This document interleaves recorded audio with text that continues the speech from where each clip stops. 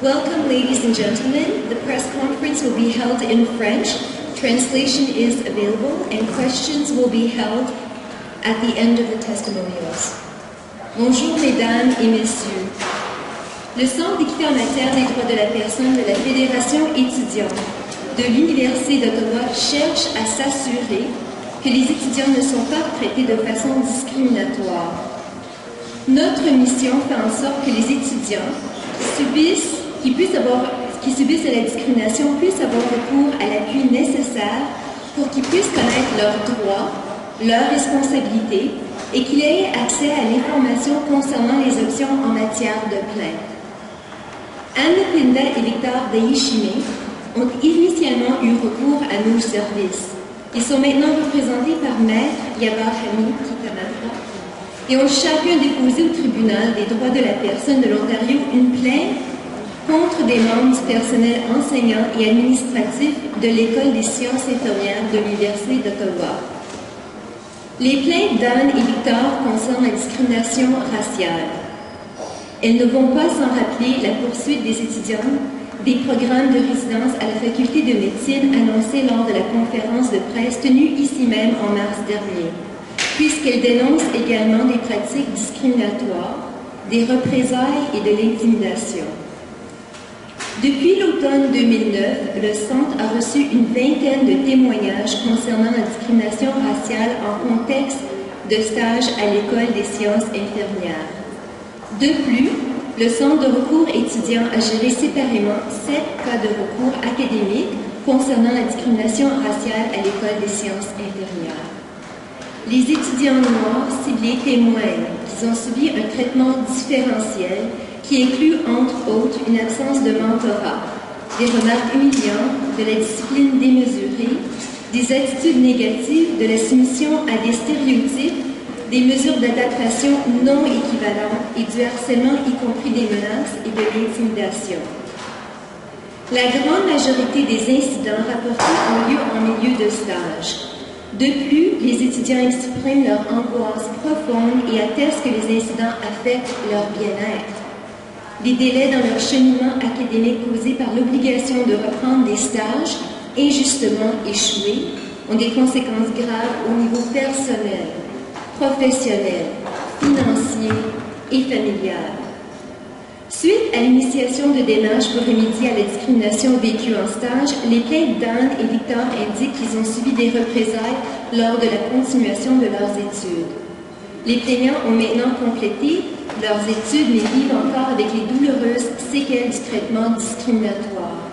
Anne et Victor partageront avec vous aujourd'hui leurs témoignages. En février 2010, le Centre a émis un rapport préliminaire à l'attention de l'École des sciences infirmières afin d'exprimer ses graves préoccupations par rapport à l'existence de discrimination raciale à l'école.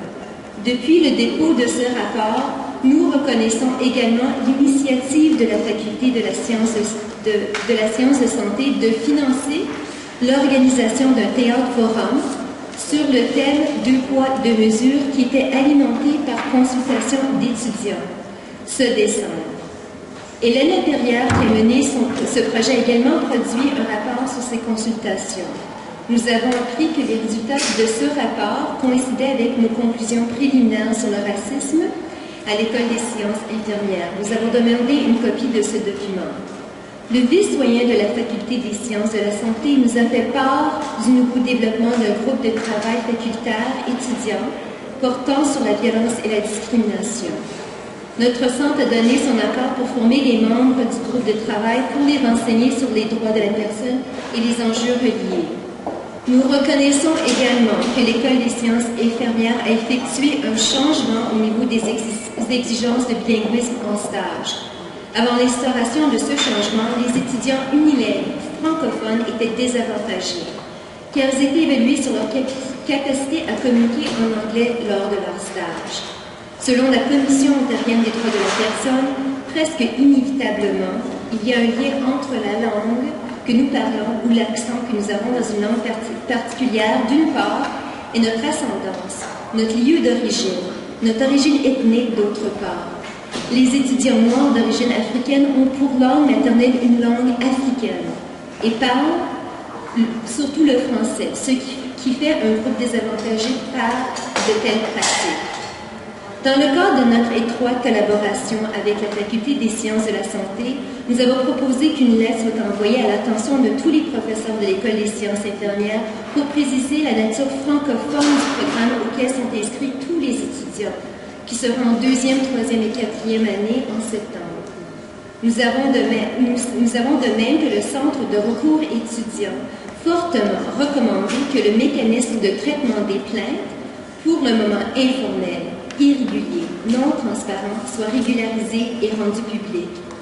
La faculté s'est montrée réceptive à cet égard et nous espérons que ces changements et bien d'autres seront instaurés dès que possible afin que les intérêts des étudiants soient respectés et que le processus soit équitable.